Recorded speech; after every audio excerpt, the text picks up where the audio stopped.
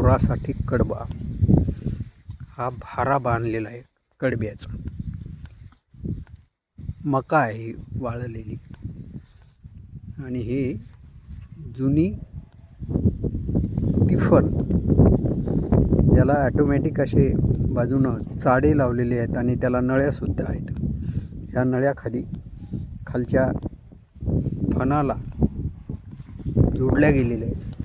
ही एक इकडून आलेली, हे एक चाड, हे एक चाड. हे दोन चाडे कशासाठी असतात? यातून समजा ज्वारीसारखं धान्य, मूग, उडीद यासारखं धान्य टाकायचं पेरताना आणि याच्यामध्ये खत टाकायचं, म्हणजे एकाच वेळी धान्य आणि खत अशा दोन गोष्टी याच्यातून पेरू शकतो. ही फार सुविधा नंतरच्या काळात निघाली. आधी अशी जी तिफन असायची, तिला जे 3 फण असायचे त्याला नळ्या लावलेल्या असायच्या आणि वरून चाड लावलेलं असायचं. त्या चाड्यातून धान्य पेरलं जायचं आणि पाठीमागं जर समजा खत लावायचं असेल, पेरायचं असेल तर मग मोघे लावायला लागत आणि प्रत्येक मोघ्यावर एक बाई, अशा पद्धतीनं 3 बाया लागत मागून पेरायला. पण या पद्धतीमध्ये इकडून एक पेरणारा, इकडून एक खत पेरणारा, म्हणजे धान्य पेरणारा, खत पेरणारा आणि मधला हा औथ आणणारा, असे 3 माणसं लागतात. हा एक जुन्या काळातला वखर आहे. जुना म्हणजे अलीकडच्या काळात ह्यांनी लोखंडी फण बसवून घेतलेले आहेत त्याला. हे सगळं लोखंडी पद्धतीचं जेव्हा अवजारं यायला लागले तेव्हा ह्या सगळ्या सुविधा झाल्या. पण आता हाही प्रकार मागं पडलेला आहे. तिकडं आणखी डवरे इथं ठेवलेले आहेत, तेही पाहू आपण. हा एक लोखंडी नागर आहे इथं ठेवलेला. पण हा नागर एरवी नागराचा नाही.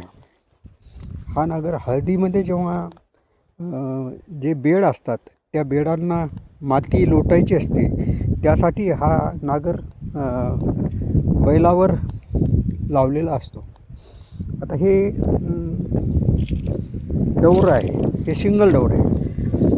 याला एकच माणूस पाहिजे आणि एकच फट्ट्यातून चालते, एका फट्ट्यातून चालते. पण हे डवरं तसं नाही.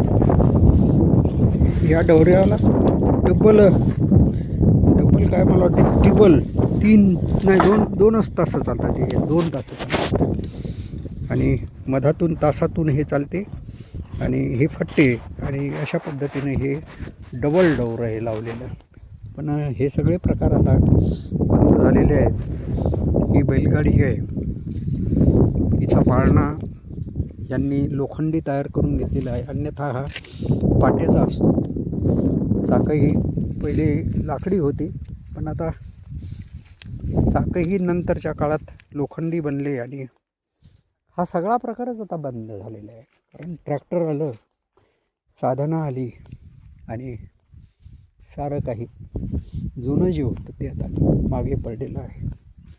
असो, हे आमच्या पवनचं शेत आहे. त्याच्या शेतात